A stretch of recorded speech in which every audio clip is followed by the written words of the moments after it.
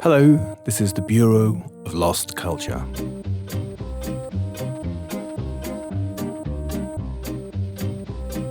I'm Stephen Coates, and I'm here with my collaborator and comrade in arms, Paul Hartfield. Hi, Stephen. The Bureau of Lost Culture is dedicated to recollecting counter-cultural stories.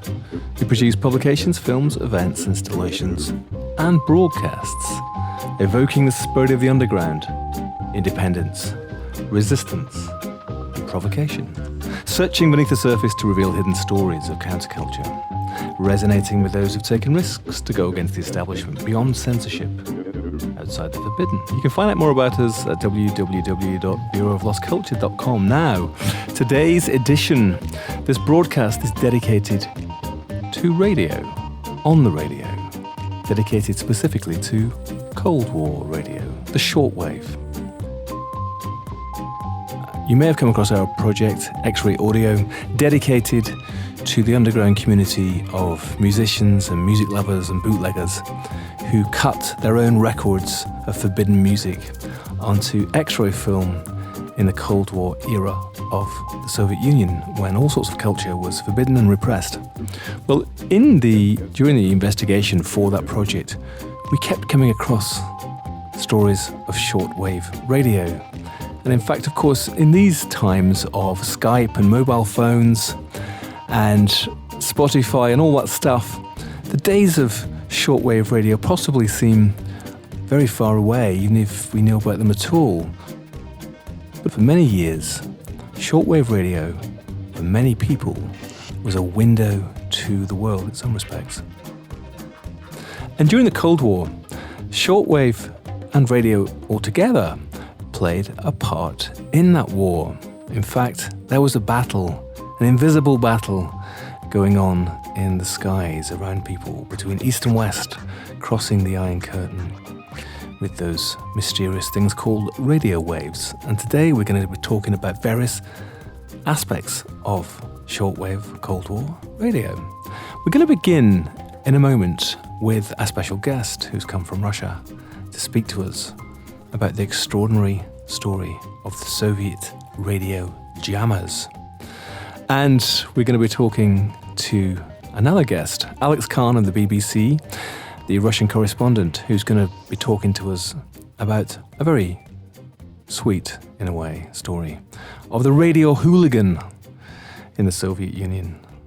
And finally, we're going to be talking about a strange thing called the Russian Woodpecker. So if you like birds and birdsong, you can stick around and see what that really is about a woodpecker. But let's begin with this. You are tuned to the Voice of America in Washington.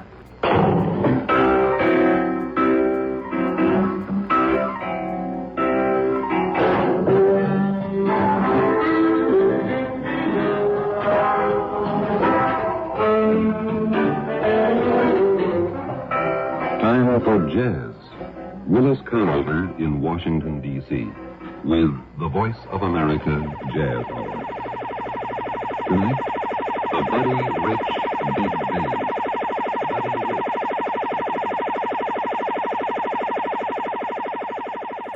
Well, if you just tuned in, this isn't the Voice of America. This is the Bureau of Lost Culture. And what was that strange electronic warbling sound which was interrupting Willis Conover as he broadcast his jazz program on the Voice of America? It was something called a jamming signal, a Soviet jamming signal. In this edition devoted to radio and Cold War stuff, we're going to begin with a conversation about that very strange Cold War radio phenomenon, jamming.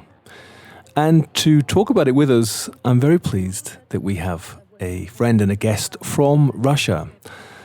He is Vladimir Raevsky. I don't really need to introduce him because he's used to this sort of stuff himself, radio and all that. So I'll let him introduce himself. Who are you, Vladimir? Well, I'm a Russian television journalist and presenter, and also I host some radio shows back to Russia. So I'm kind of your colleague, and in the other part of the world. And also I have I produce some videos for cultural institutions and and this is the reason why I'm here, because I was lucky to win a grant from British Council, and which is part of British Embassy in Russia now, and I was sent here to research the fields of video production and television documentary here in Great Britain, as we consider your school is one of the best in the world. So I'm happy to be here to meet people and to come to your radio station, of course. We are very happy to have you here. Now, one of the many things that you've done is you've made this fascinating documentary called Jammers. I don't know what the Russian is for that. What is the Russian for jammers? The Russian word is, it sounds very Russian actually. It's glushilki. I'm not going to attempt to say that. Glushilki. No, you good. Glushilki. Glushilki. We could be here for some time with that. And it's about jammers. Now, we think jamming and music, you imagine some jazz musicians in a room together all playing improvised stuff. But no, this is actually about radio jammers. A time in the Cold War when, in the Soviet Union, signals were broadcast to prevent signals from here, from London, from America, from other places in the world, reaching the ears of Soviet citizens. Now, Vladimir, it's a fascinating story. And we were talking earlier, this is one part of the story of the Cold War, and it's part of the Cold War, a war that was waged invisibly, wasn't it? I mean, radio was a very important part of the Cold War, no? Yeah, if there was a wire to connect Soviet people to the free world, they would cut it easily. But as there was no wire and there were radio waves, it was a little harder to compete them. So when the Cold War was on in 1946 or so, immediately there were radio stations established in Russian language to broadcast over the territory of Soviet Union. I think BBC was the first here in Britain, maybe 1946 or 7, and then the Voice of America appeared, and then in 1953 there was established an American radio station called the Radio Liberation at first, and then Radio Liberty, that exists now and also has very thankful to liberty content. So they were broadcasting over the territory of Soviet Union, and they were spreading the idea of the Western world, or the ideas of the free world, over the country over the state that was opposite to the Western world during the Cold War. And of course, that as the radio waves were easily caught by radio receivers, the Soviet government felt the need to do something, but not to tell the opposite meaning, or the opposite opinions, or the opposite views, but to jam these signals, because this is the way they roll. Well, why don't we have a quick listen to what they sounded like? Here are a couple. One is electronic noise, one is a sort of garbled speech meant to mess with your head, I guess.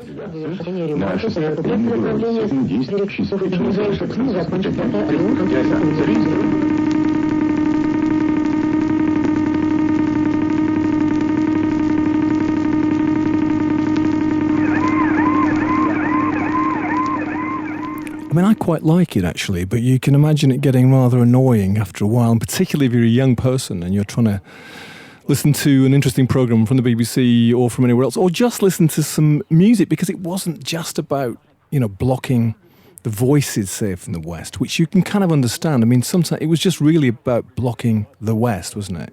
Of course, the whole. Well, actually, I like the sound as well. In the era of techno, it sounds even modern. But yes, of course. I consider the communism idea, or the Soviet idea, completely artificial and completely unnatural to a human person. And to make it survive, you should be isolated from the other world, because it doesn't work. What worked in 1920s or immediately after the revolution, that didn't work in 1950s or 1960s after the Stalin's repressions and when the Khrushchev's thaw began. The thaw, by the way, just for people to understand, is the time when Khrushchev came to power after Stalin. He sort of rejects Stalinism and, in fact, travels to the West, travels to America, and sort of initiates this several years, wasn't it, of the thaw, which like the melting of the ice, during which it was a time of cultural liberation, relatively speaking, more freedom in the arts, more freedom in culture generally. That's right. That's what we mean by Khrushchev's thaw, right? But the jammers, the glushilki, started earlier after the Cold War during Stalin times, and this was a very serious campaign for Soviet Union. Just imagine there are like just 3 stations. It is radio stations, nothing more than that. These are some voices and some news, some music broadcasted mostly over the European part of the Soviet Union. I doubt you would listen to a station like this in Novosibirsk, but still, there are like 2 or 3 radio stations that you don't want your citizens to hear, and they invested enormous amount of money into jamming, into blocking these stations. How did they do it? I mean, tell us about the actual technology of it. First of all, you find they tried to count how much money they spent into jammers. It is from $100 million to $120 million. It's really a lot of money, really a lot of money. In 1960s, 1970s, it was much more than now. And you can imagine how this money could have been spent. Okay, so the technology was that in the very center of Moscow, nearby Kremlin, on the street called Nikolskaya, was the radio center that belonged to KGB directly. So they invented all these beautiful sounds that you demonstrated, and they were saying what they want to jam more than other show, because that was really, really expensive to block the signal of radio on the territory of the gigantic country. So from this Kremlin street, the signal was sent to a radio center that was built in 1920s and was built actually to spread the signal around Soviet Union, but it was used in completely different purpose. So the whole building was built on the territory of this radio center to spread the signal of the blocking signal, the jamming signal, all around the country as well. And they needed so much energy and so much electricity and so many special engineer establishments to use that. So they had to build the whole pool outside with water. You can actually swim there. It's really big. And this pool was used to keep the cold water to lower the temperature of the heated devices. Because you really, spending $100 million for jamming, of course you were invested into energy, into power. And when they were really, really doing their best to block the news block from BBC, so they needed to lower the temperature of the transmitters. So if it's a strong signal, you need more power to overwrite it each time. So everyone raised their signal, everyone raised the energy. Actually, they spent much more money for jamming, for blocking, than you guys spent for creating these radio shows and establishing the whole station. Wait a minute, hold on a second. You're saying that they spent like $100 million to make a sound like this?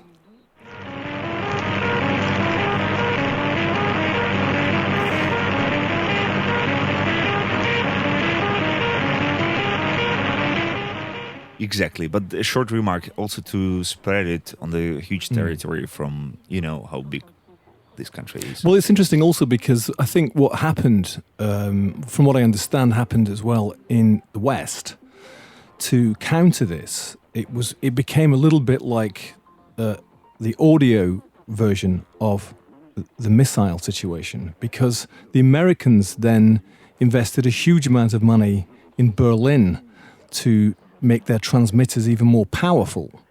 So it's like that there was this invisible war going on in the airwaves, that the Soviets were trying to jam the signal, and then the Americans were boosting their signal, so to make it more difficult to jam, and also using various other techniques of moving the frequency around to make it easier for people to catch it. And of course they did, despite $100 million worth of technology spent to jam it.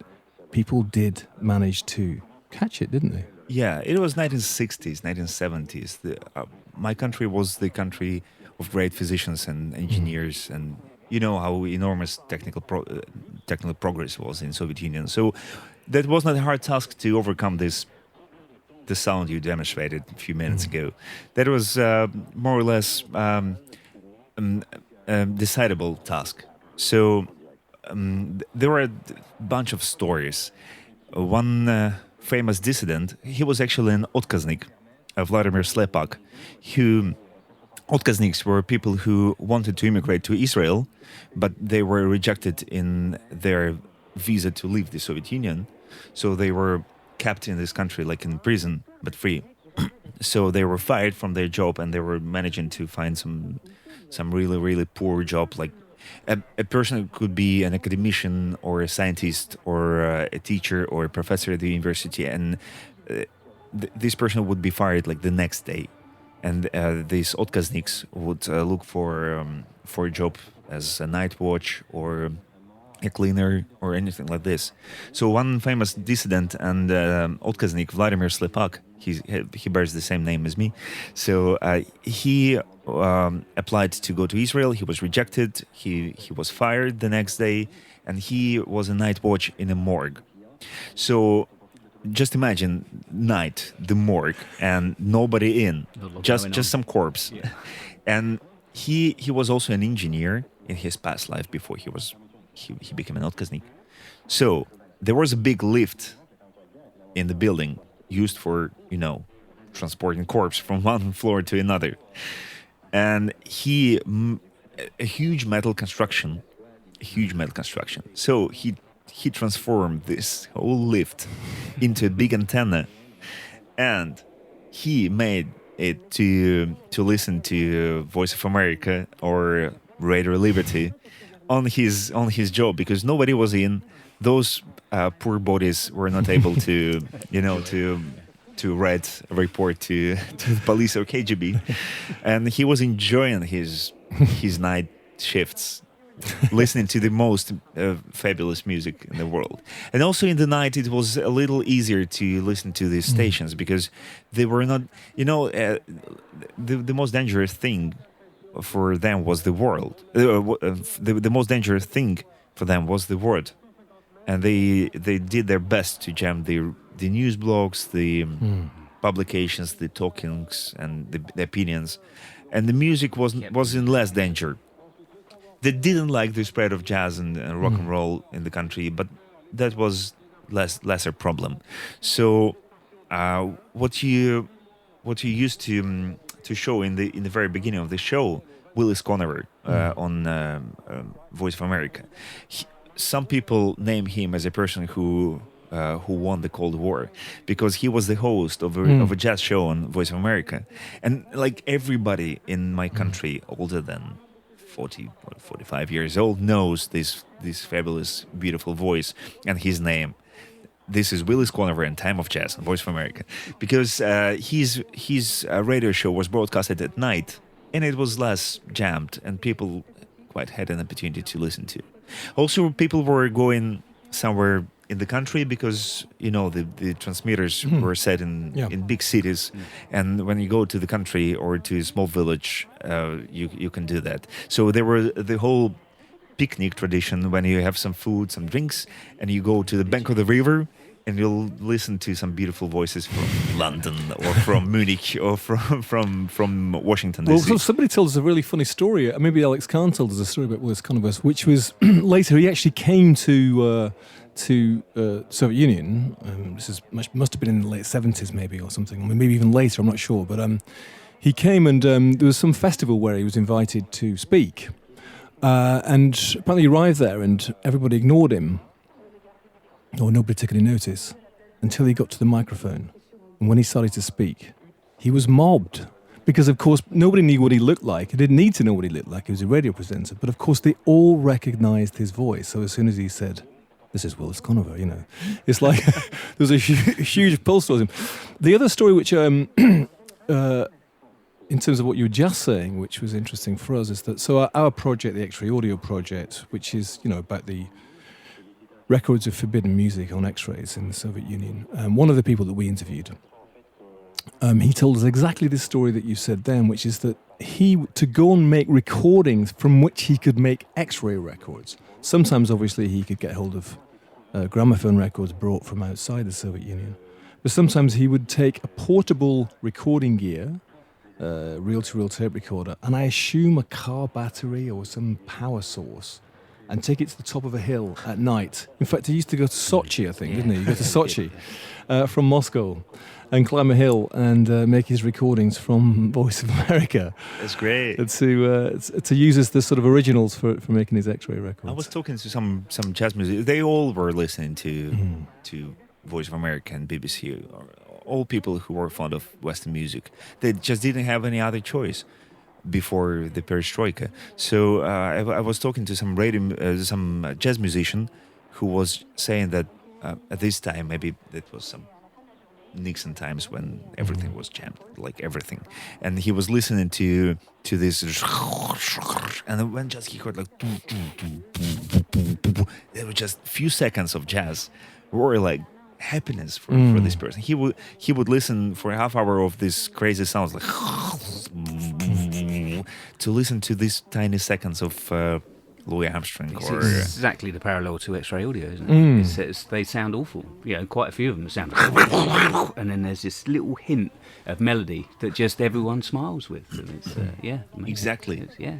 And that's interesting, isn't it? Because it is the power of music. In fact, you could say it's the power of the forbidden as well, because obviously when something is forbidden, it takes on a greater value. But yeah, I mean, our experience of talking to people was that they just wanted to hear something that they loved, not something they were supposed to listen to. And they would go to all sorts of strange lengths and listen to all sorts of terrible sounds just to have it. But Vladimir, earlier we were talking, and maybe you could tell us a little bit about the radio, the official radio in the Soviet Union. I mean, and what that was actually like. So what were you able to or supposed to listen to? Well, the radio was spread in Soviet Union in 1920s mostly, and it was brought to every far corner of the country, every far village, and there were these huge black plates that were established on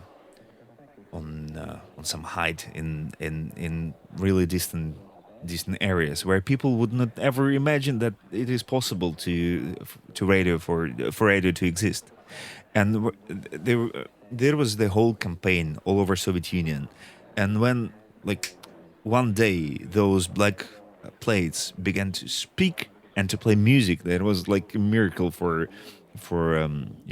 people in Soviet Union who lived outside of Moscow, Leningrad, Sverdlovsk, big cities. So it was like a miracle, and people get attached to radio really, really with all their hearts. And when the television began in 1934 in Soviet Union, it was really expensive, and there were like really few people who could afford it. People would go people would gather in parties at someone's house to watch television until 1960s, I would say. It was really expensive and rare. And radio, it was everywhere. And radio was the main channel for the authorities to communicate with people, to say them actually what to do, what not to do. And so radio was really big. And when this thing appeared, the Western voices, which were called the enemy's voices in Soviet Union, sounds very evil. It really was a matter of danger for the authorities. So this is why they invest so much money to struggle, and they even created the own radio station that was called that exists now and is really nice and big right now, which was called in 1964. It was called Radio Mayak, which means the lighthouse, maybe the lighthouse of the idea of socialism. I don't know. So it was great. The radio in Soviet Union was very old-fashioned, always. Like, hello, comrades, and now you'll hear the truth.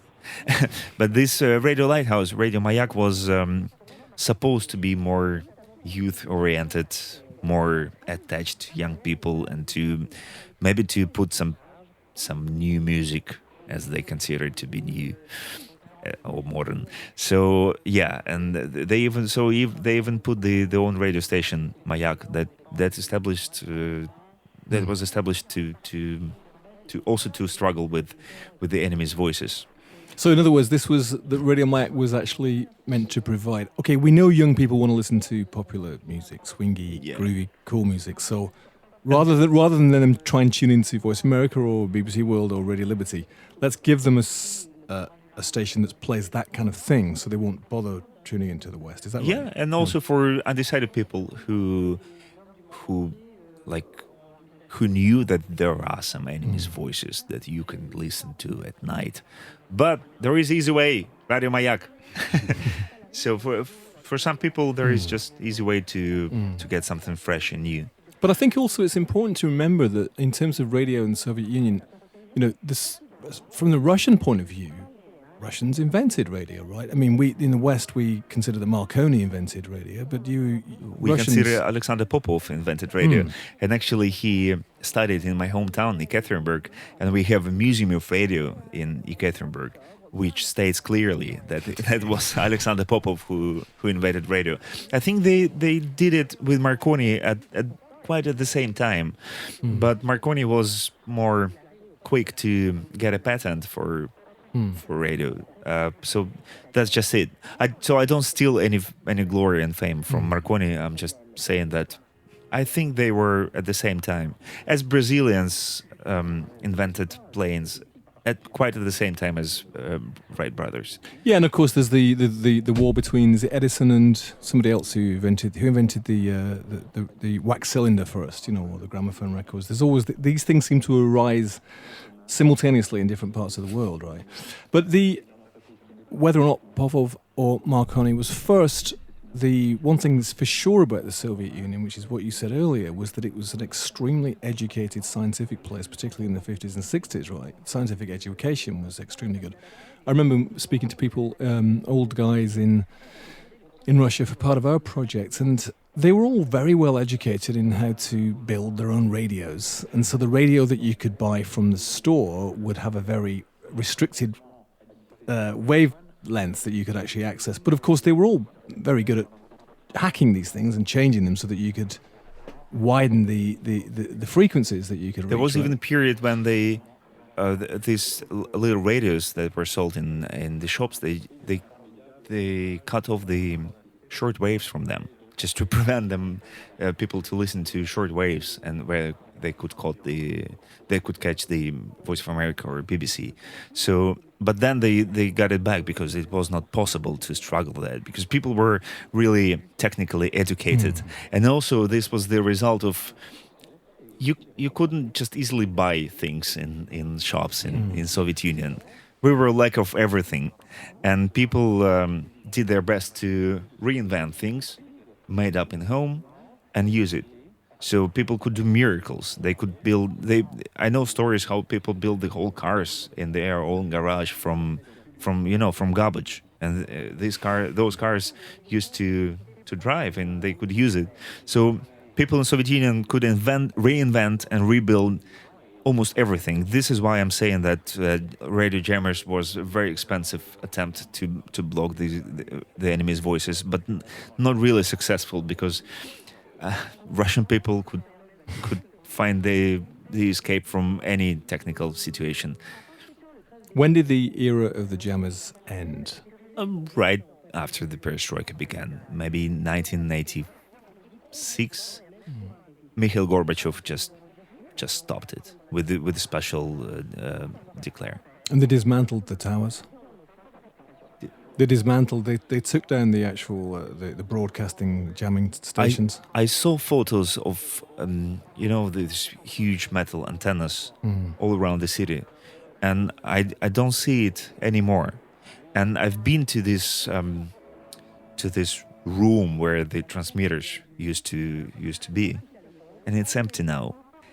And this is a very touching moment when you enter a room which was full of really huge, effective, very energetic transmitters, that you needed a pool to cool them, a pool of water, and now it's empty, and you just enter this space which is more like a gym, like a gym without, empty gym, empty field for playing basketball, and it's empty and nobody's there, and this is the sign to me that it was useless efforts to overcome those signals.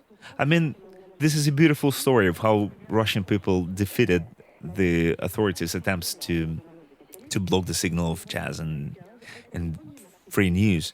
But that was also you just come to this lousy place with scratched walls and dirty floor. And this used to be one of the most powerful places in the Soviet Union, and it's not anymore. It's just the room with dirty floor and nothing like that. Nothing more. Right, but that's the history, and it's an extraordinary thing of all those endeavours. The endeavours to stop the people making music on X-rays. Huge amounts of propaganda and people sending people to prison and stuff, and it didn't stop them actually. And then of course technology moves on, and you can't even stop them anymore. And actually, of course, what happens next is that we're in a radio studio. Radio is still this extraordinary thing. You work in radio sometimes. It's still this wonderful thing, and I love that. The fact that even in the age of TV, in the age of cinema, in the age of Netflix, which is also great, we still love radio. But they tried to do the same recently, because there is a very popular Russian messenger, Telegram. It was established by a Russian inventor and IT entrepreneur in the United States. It's called Telegram, and it's not controlled by FSB, the Secret Service. So they don't give away any of the chats and any of the messages. Never any request. No. So the Russian state decided to block this messenger. Ha ha ha! It's still happening. I'm using it all the time, and all my friends use it. Like, all the efforts were useless. So maybe they should think it over. Maybe they should recall some times of their endless efforts. Well, of course, we must remember also that radio jamming is still going on around the world. North Korea and South Korea both jam each other's radio signals, probably ineffectively, actually. Somebody told me that in Iran they block satellite signals, maybe the same sort of thing. So it's still happening. But listen, Vladimir, thank you so much. It's been a pleasure to hear about Soviet radio jammers from you. Gentlemen, it's been a pleasure to spread the word and to be here. Thank you. Well, why don't we have a little bit more of Voice of America broadcasting all those years ago into Soviet ears, to persuade them of the benefits of capitalism and all that stuff. And a good morning to you. This is the Voice of America Breakfast Show. My name is Albert Johnson, and I'm your host on this Saturday morning. Every day, we're here with this informal program of popular musical entertainment, feature reports on people, places, and events, and a bit of casual conversation. The engineer today is a gentleman who is not going up and away. He is Richard Johnson.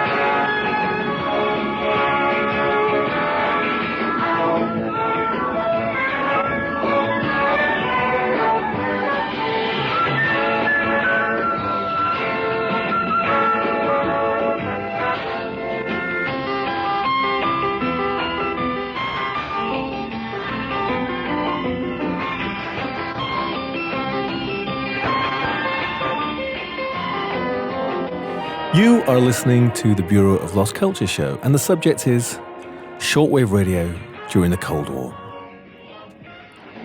Another Soviet radio phenomena that Vladimir, Paul and I didn't get a chance to speak about is something called the Russian Woodpecker. Now, if you're a bird lover or a bird song lover, this next bit may be a little bit disappointing because the Russian Woodpecker has nothing to do with birds. It has got something to do with the forest where there once were many songbirds, although after a certain incident, apparently they all fell silent. And it's a forest which is in the north of the Ukraine, a beautiful part of the world, which goes by the name of Chernobyl. And for most of us in the West, that means one thing: the world's worst nuclear accident to date. The site of a nuclear reactor which went into meltdown and sent waves of radioactive fallout across Europe in 1986. But what is then this Russian woodpecker? Well, it's a sound. It's this sound.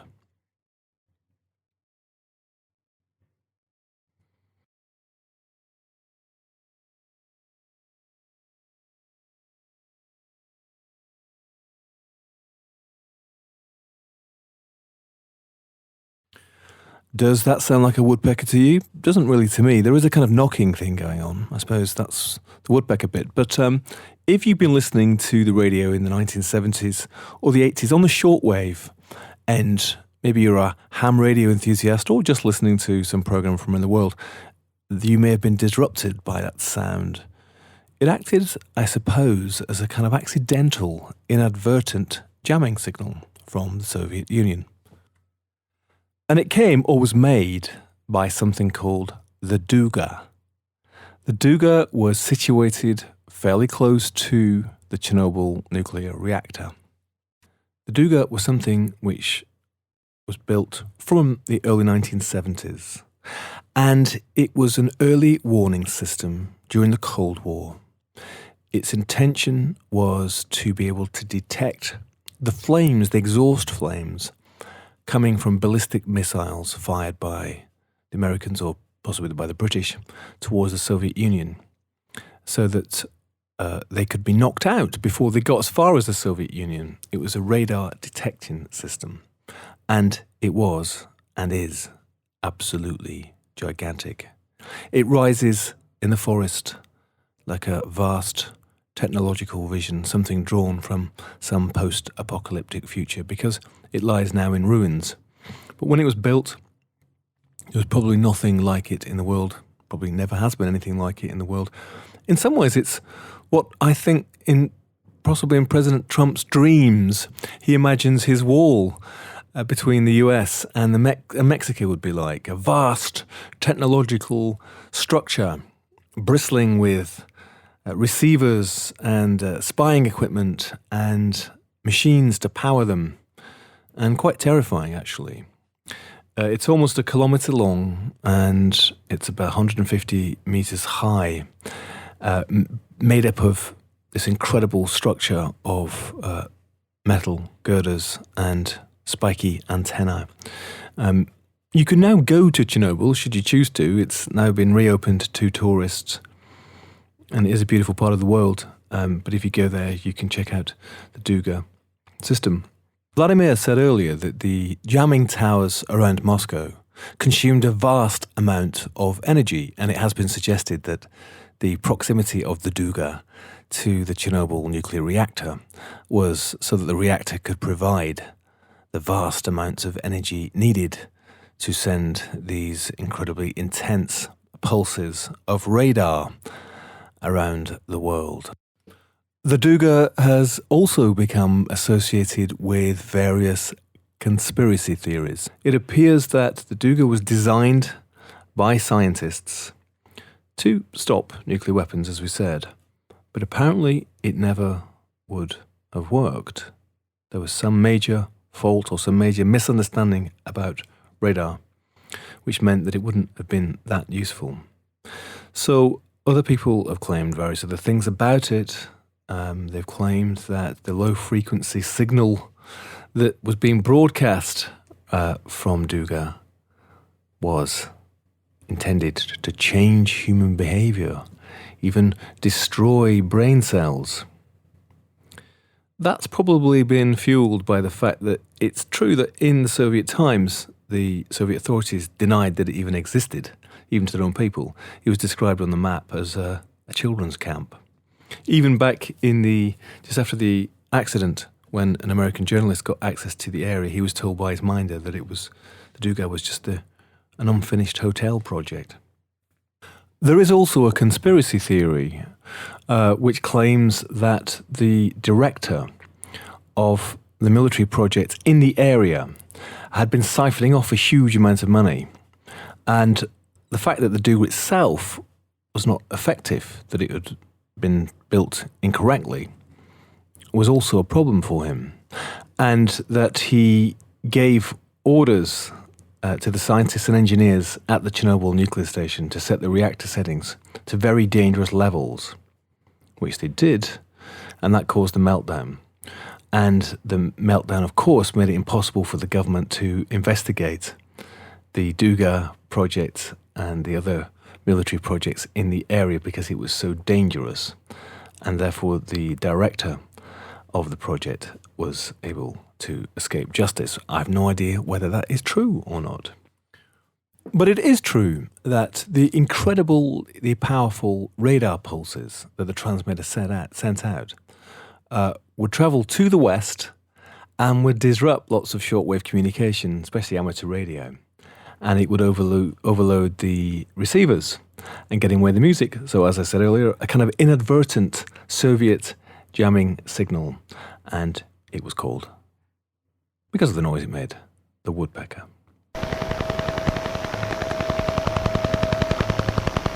This is the Bureau of Lost Culture. Let's move on to the third in our series of Soviet shortwave stories, the Radio Hooligan. When Paul and I were investigating and interviewing people for our X-Ray Audio project, check it out, xrayaudio.com, about the records cut on X-ray in the Cold War era in the Soviet Union, various of the people that we spoke to, old Russian guys, did mention something called Soviet Radio Hooligans. We were intrigued. And in further digging, we found out that the notion of pirate radio, which is probably familiar to people in this country, maybe you imagine the 1960s with Radio Caroline and Radio Essex and all that stuff, broadcasting from outside British territorial waters on ships or even platforms out in the North Sea somewhere. A time, of course, when, the airwaves in this country were ruled by the BBC, who tended to play a fairly educational, shall we say, program of culture and music. And, of course, the pirate radio stations were set up to broadcast really what young people wanted to listen to and became very popular. As a result of that, of course, all the radio licensing and all that stuff got changed and you got commercial stations later. But the thought of pirate radio stations in the Soviet Union seems unlikely. Vladimir talked earlier about the efforts that the Soviets went to jam signals broadcast by the Americans and the British into the Soviet Union, expending a vast amount of money and technology on it. So the idea that Soviets themselves would set up a pirate radio station seems unbelievable, really. And of course it is. It wouldn't really have been possible, even if somebody had the technology and they were doing it outside the country, from the Baltic maybe, or from inside the Soviet Union. They would have been tracked down and wiped out, probably fairly brutally. Or would they? It seems that some brave souls, young individuals, hooligans as they were called, did set up in their bedrooms, maybe in their parents' garages or dachas outside the main towns, and broadcast, set themselves up as individual little pirate radio stations, playing popular music which maybe you didn't hear on the state radio.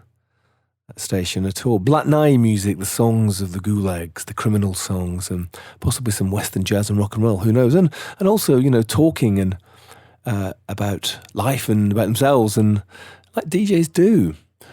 Very brave souls, I think, because of course, this is the Soviet Union. You really don't want to get caught doing anything. And certainly something which could be interpreted as being vaguely to do with espionage or spying. Now, they were called hooligans, radio hooligans, and we're going to find out more about them from Alex Khan. Alex is the Russian correspondent for the arts for the BBC. He was, for many years in the late 60s and 70s, he ran the Leningrad Jazz Club. He was born in the Soviet Union and grew up there. And he came to the UK in the 90s and has been here since. But I met him on the street, not far from here, actually. It's in a cafe, and the recording is pretty scratchy. It sounds like it's on a radio, in fact. So bear with us on that. But Alex is going to tell us the story of a radio hooligan that he knew. Now, the notion of hooliganism is quite interesting in the Soviet Union. Of course, we've got an idea about what a hooligan is here, maybe.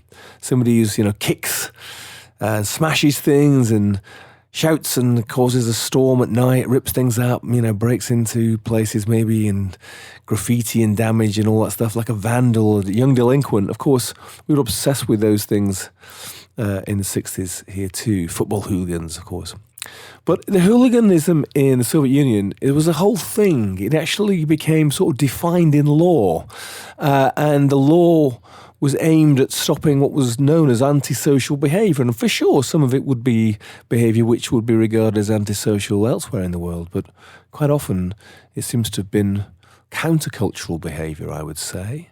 Whether it be cutting X-ray records or operating your own radio broadcasting station, or possibly dressing up in Western styles like the Stilyagi, the Soviet hipster youths who aped American fashions with quiffs and teddy boy style clothes and danced to swing music in private clubs or in secret apartments, much to the disapproval of the Komsomol and the Soviet authorities. All these people could be described in the Soviet Union as hooligans, and there were laws against them, so they could be prosecuted, if not persecuted. So anyway, let's go over to Alex and just hear about one particular radio hooligan that he knew. It was it was still primary school, believe it or not. I mean, maybe I was in the third grade, so I would have been 10, maybe 11. So it would have been 1964, 65, sort of mid-60s. I was born in 1954. Right. So, and we had, I lived in a relatively small city in southern Ukraine called Kherson. My parents were both teachers, Jewish intellectuals, and pretty much the same social milieu was in the school. And then we got a newcomer in about sort of third grade, a guy who was a year older than us. He, for the poor performance in a different school, he was made to sit another year. Right. And so he came to our school to sit for the second time in the third grade. Right. And he was from outskirts of the city, but in fact it was more like a countryside, Right. where people lived in small houses, where they had small gardens, which was very unusual for the Soviet cities. He lived with his family, his mother, father, who I never met. His elder brother probably was, I don't know, maybe 16, maybe 18, maybe even 20. I told you that it was in his house that I, for the first time, saw a tape recorder, which was a big thing, not a portable, but a huge kind of stationary thing. which was a radio combined with the tape recorder. So it wasn't like a record player. More often than not, those were a radio with the record player on top, turntable. Yeah. But in this case, those were just very, very new. Instead of the turntable, it had a tape deck, reel-to-reel tape. And so his brother, that's what this guy told me, and somehow we were sitting on the same desk. And I was a good student, he was a poor student, so I helped him academically, and he was my protector. It was a very unlikely friendship, but somehow it happened. So that's how I was in his house on a couple of occasions. And I saw that he told me that his brother was a radio hooligan. Is that how he described it? Yes, that's an accepted term. They were wearing it like a badge of honor. You know? As far as I understand, it came about in sort of late 50s, early 60s.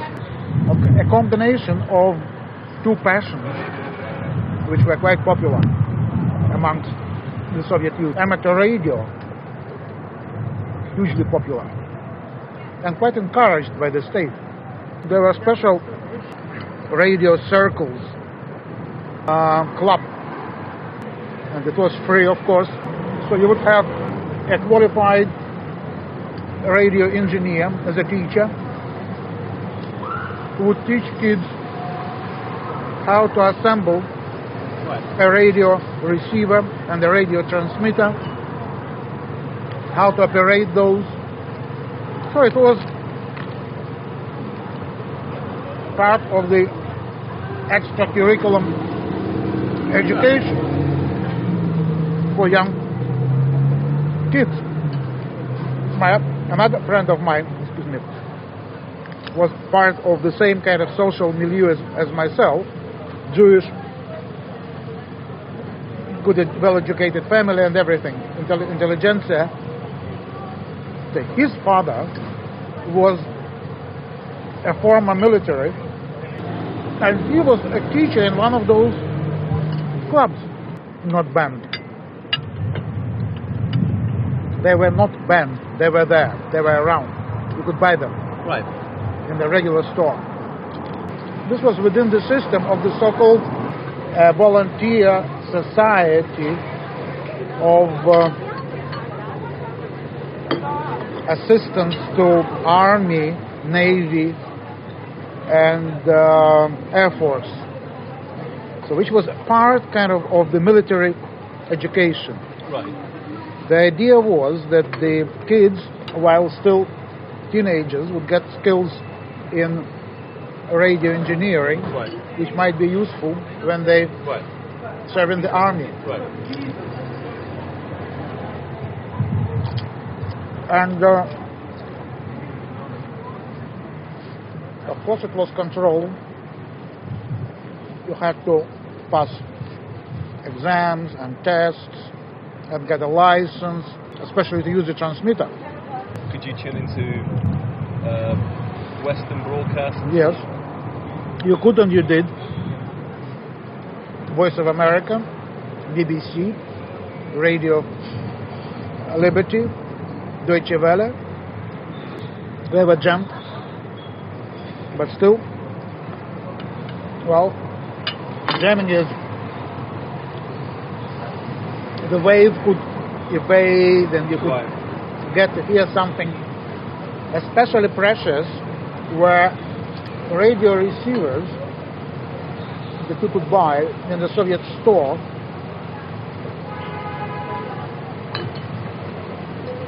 On short waves, and there were like several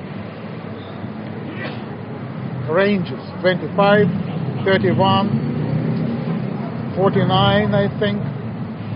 And on each of those, you could tune to each of these stations. BBC, Voice of America. But they all broadcast on 11, 13, and 19, I think, which you could not buy in a Soviet store. You could bring a Western radio with those frequencies, but very few people did it. They were more expensive, and very few people traveled. And but if you were lucky to have one of those, you could listen to Western radio, not jam, because they didn't bother. Jamming was also quite expensive, so they didn't bother to jam on those frequencies, on 11, 13, and 19. Because most people didn't have the radios anyway. Most people didn't have access to those frequencies anyway. So they only jammed where people could commonly... Okay, so if you... But we all listened to all of that stuff. So you by carefully tuning, you could pick up, say, Willis Conover's jazz show on Voice of America? Absolutely. Do you remember doing that? Oh, absolutely, of course, all the time. That's what I was growing up on. These radio hooligans used the knowledge and the equipment which was available and encouraged to build their own transmitters. And they were using them for their own broadcasts. Pirate radio. They had their names, and they were joking. Some were coming up with funny, inventive names for their station. And it was an exhilarating feeling of freedom. You obviously become a local hero, although you keep it secret. It's illegal. You can be persecuted. Your equipment could be confiscated. You could be traced, presumably? Yes, you could trace. I don't know how it works, but I mean... Yes, and again, I remember this friend of mine, he showed me there were trucks cruising the little streets of that neighborhood. They were like TV detector vans, trying to catch the signal. Once they caught the signal, they would break in. If they found the equipment would be confiscated, you could be penalized. I mean, look, even in this country, as we know, pirate radio existed in the early mid-60s, so the BBC would not broadcast any pop or rock music. And of course, in the ideologically even more Puritan and restricted society like the Soviet Union, what was there to listen to? But it was definitely a subculture. So there we have it, Alex Kahn on those ingenious, technically innovative, and rather daring, I think, Soviet young radio hooligans, as they were called. Before that, we had the strange story of this Russian Woodpecker broadcasting from Chernobyl, trying to brainwash us, apparently, bend our minds here in the West. And before that, Vladimir Raevsky, our guest, who came to talk about the Soviet jammers trying to block out our signals going into the Soviet Union during the Cold War era. We didn't even have time to get onto the subject of those very, very strange shortwave broadcast signals. The number stations, voices counting to infinity, strange, peculiar, warped signals sent to spies and agents in the field, still being sent to spies and agents in the field, some would say. Maybe we'll come back to that on another occasion. Thanks to the the shortwave radio archive for those sounds of Voice of America, and to Norman Field, who lent us his collection of jamming signals, and of course to Vladimir, who lent us some more. We appreciate that. We are the Bureau of Lost Culture. Thank you for listening. We'll be back next time with some more stories of lost counterculture. See you then.